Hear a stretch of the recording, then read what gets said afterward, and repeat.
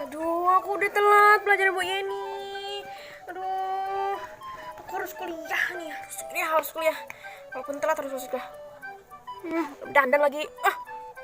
Kenapa harus telat sih bangunnya? Alarmku ini gimana sih? Udah dah. Semua udah masuk semua. Aduh, gimana sih ini? Sudah semua harus masuk. Mama aku mana nih? Ma, aku berangkat kuliah dulu ya. Assalamualaikum. Ada jalan lagi. Aku tadi perasaan ordernya 1 jam yang lalu. Terus gimana drivernya? Coba sih aku lihat bentar. Ya aku nggak jalan-jalan. Diem di mana nih? Cancel aja deh. Aduh aku nggak kebayang deh ntar aku kalau emang kalau telat. Oh iya ya, aku kan nggak pernah bolos, nggak pernah absen kan istilahnya. Bolos kali aja nggak apa kali ya. Aku telepon dulu deh. Halo. Ntar kalau di absen bilang aja nggak tahu gitu ya. Sekali-kali nggak apa kali. Aku udah telat nih, telat banget, malah ojeknya belum datang. Aku masih di rumah juga. Ya, aku malas. Dah, assalamualaikum.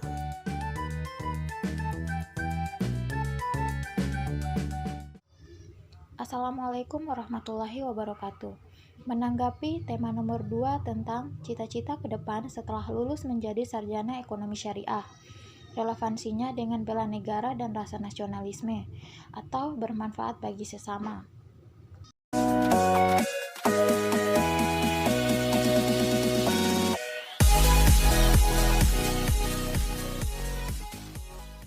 Prospek karir sebagai lulusan ekonomi syariah tentunya kita bisa berkarir di berbagai lembaga keuangan, baik bank maupun non-bank berbasis syariah, termaksud di industri atau perusahaan yang mengelola bisnisnya dengan aturan syariah. Ekonomi syariah merupakan ilmu pengetahuan sosial yang mempelajari masalah-masalah ekonomi rakyat yang berlandasan dengan akidah Islam.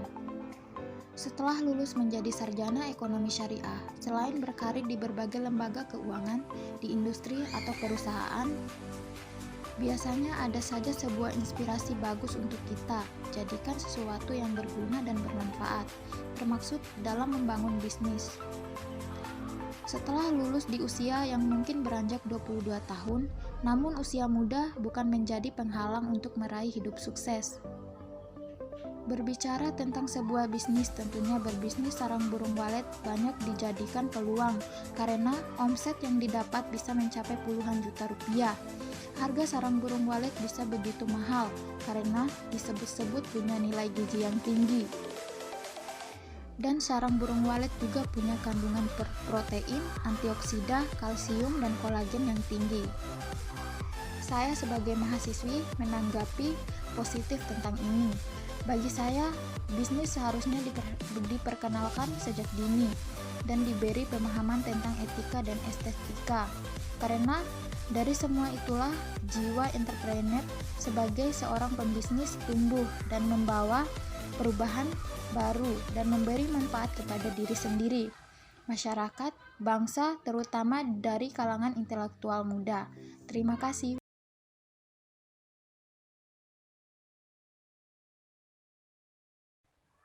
Assalamualaikum warahmatullahi wabarakatuh. Saya Dimas Nurhadi, NIM 019 yang akan membuat video tentang wawasan Nusantara. Wawasan Nusantara adalah tujuan bagi pembangunan nasional menuju tujuan nasional. Sementara ketahanan nasional merupakan proses yang harus diwujudkan agar proses pencapaian tujuan nasional dapat terwujud dengan berhasil. Oleh karena itu, perlakuan konsepsi nasional yang sesuai dengan karakteristik bangsa Indonesia. Kita sebagai bangsa negara kepulauan dengan masyarakat yang berbineka tunggal ika, negara Indonesia harus memiliki kekuatan tanpa kelemahan, sekaligus kekuatan terletak pada posisi dan keadaan geografis yang strategis dan kaya akan sumber daya alam manusia.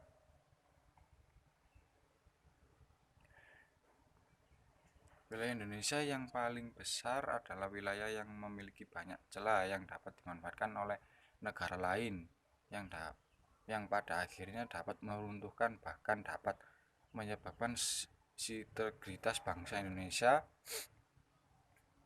yang memiliki bangsa pulau membutuhkan pengawasan yang cukup ketat.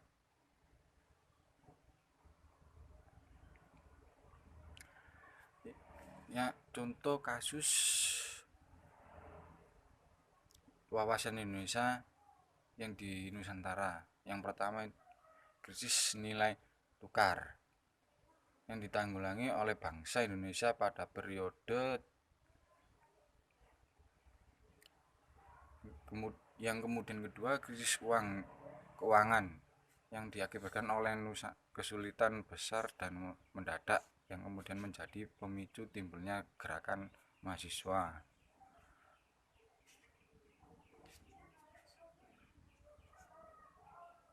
Yang ketiga, reformasi politik yang semula diarahkan pada pengaturan pemerintah dari korupsi, kolusi, dan nepotisme yang kemudian diakroniskan menjadi KKN. Terjadi tidak dapat sambutan yang positif dan pemerintah Presiden Soeharto.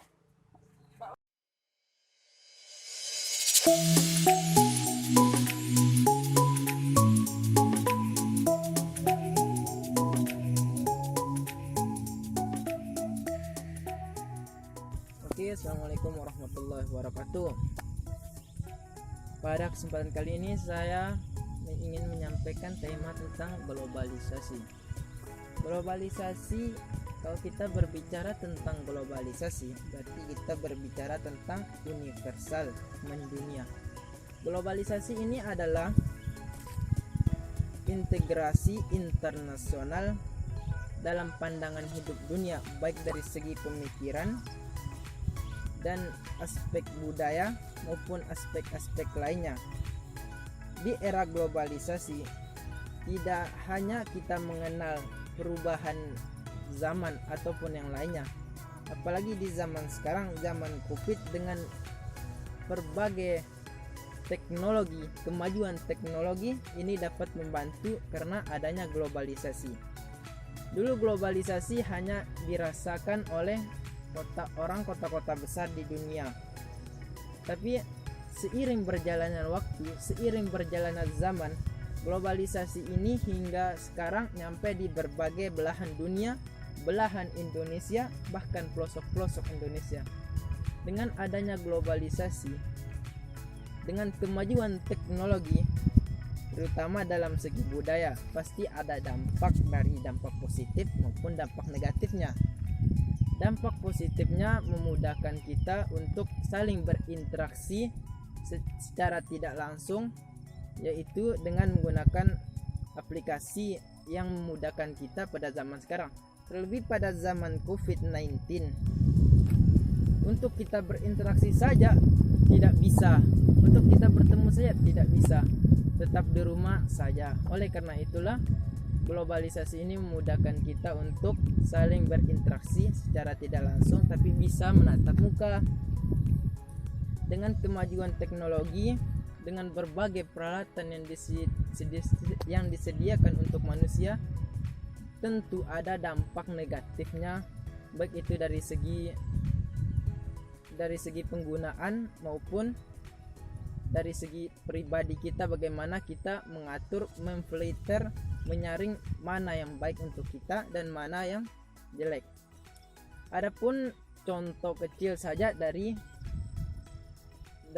globalisasi ini, yaitu memudahkan dengan mahasiswa lainnya atau dengan pelajar lainnya. Dari segi positifnya, kita dapat berinteraksi secara langsung walau tidak bertemu, dengan dosen, yaitu seorang mentajlih atau mencela atau menyebutkan kejelekan seseorang itu karena 7 hal atau 7 sebab. Yang pertama adalah karena teraniaya, terzalimi. Jadi apabila seorang terzalimi, maka boleh dia kemudian menyebutkan keburukan orang yang mendoliminya. Nah, itu tadi salah satu contoh dampak positif dari globalisasi. Dengan kemajuan zaman, dengan canggihnya alat teknologi, kita dapat bertatap muka, saling sharing, saling bantu, saling mengajarkan kepada mahasiswa atau kerabat kita lainnya. Adapun dampak negatifnya, yaitu kita diberikan waktu luang. Apalagi di zaman COVID-19 ini, kita diberikan waktu luang untuk di rumah saja, yang seharusnya kita gunakan waktu dengan sebaik mungkin waktu luang. Kini malah sebaliknya, kita menggunakan waktu tersebut untuk kecenderungan game. Nah, salah satunya game ini merupakan salah satu dampak negatif, bisa jadi dampak positif juga, tergantung pada diri kita sendiri. Bisa memfilter, bisa menyaring jika seandainya kita bermain game pada waktu yang tepat. Akan tetapi jika kita menggunakan game, terlebih pada zaman sekarang, game tidak hanya game offline. Terlebih di zaman sekarang, game ini harus membutuhkan jaringan internet yang kita sebut game online, yang seharusnya kita gunakan untuk belajar, malah kita sisipkan waktu untuk bermain game. Jadi inilah contohnya. Maka kemudian Rasulullah menyebutkan ayat keduanya, amma Abu Jahl fa innahu miskinun la mala lah. Nah, itulah contoh kecil saya dari globalisasi. Semoga kita dapat bijaksana, dapat bisa memilah mana yang terbaik untuk kita, untuk kepribadian kita, untuk kedepannya, sehingga kita bisa menjadi generasi penerus masa depan yang cemerlang. Dan tidak lupa lagi kita sampaikan bahwa kita harus menjauhi, menghindari mana yang berdampak negatif untuk diri kita. Semoga kita dapat bijaksana, dapat bisa memilah mana yang terbaik untuk kita, untuk kepribadian kita, untuk kedepannya, sehingga kita bisa menjadi generasi penerus masa depan yang cemerlang. Dan tidak lupa lagi kita sampaikan bahwa kita harus menjauhi, menghindari mana yang berdampak negatif untuk diri kita, baik dalam kehidupan bermasyarakat maupun di luar sana. Terus berusaha berkreativitas, berinovatif, semoga bermanfaat. Wassalam.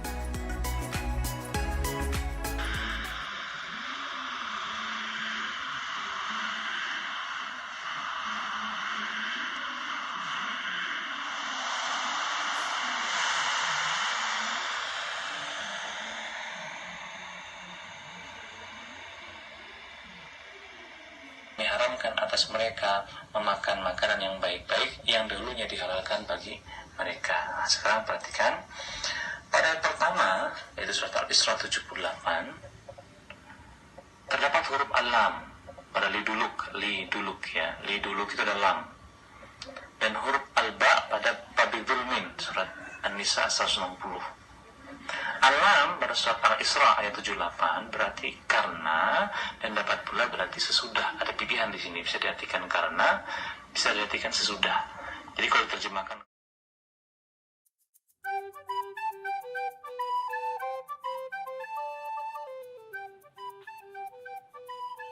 Oh, jadi gitu.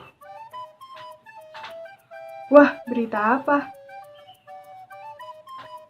Masa sih makan telur rebus tengah malam bisa mencegah virus corona?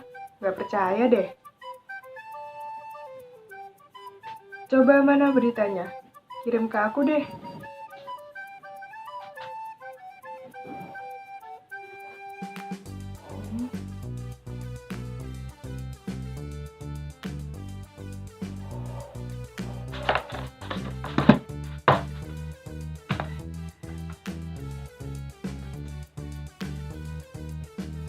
Wah, ini sih berita hoax.